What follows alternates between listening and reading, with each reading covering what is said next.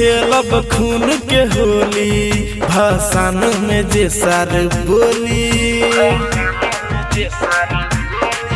आज खेलब खून के होली भाषण में जे सार बोली। हई सिंह जी के टोली हाँ हई राय जी के टोली बात बात पे चली खूबे गोली। आज खेलब हाँ खेलब हम खेलब खून के होली भाषण में जे सार बोली।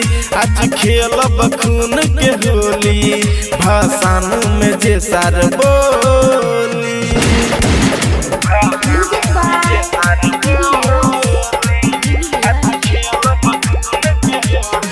धूमधाम से होई मैया जी के बिसहर जान। दूर दूर से आइल श्रद्धालु करे खातिर दर्शन।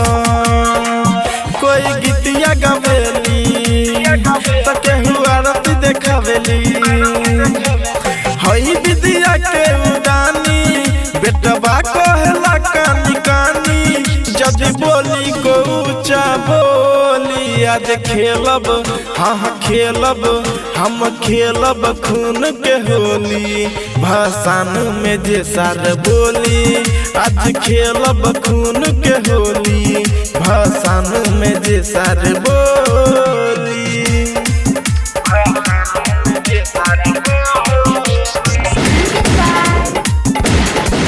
चलत एरिया में हमरे रंगदारी नारा लगाओ मिलके सब बारी बारी।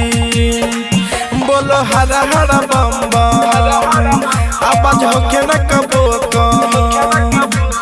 मैया बीना वाली हाँ मैया हंस वाली के छै भारत पूरा टोली। आज खेलब हाँ खेलब हम खेलब खून के होली भाषण में जे सार बोली।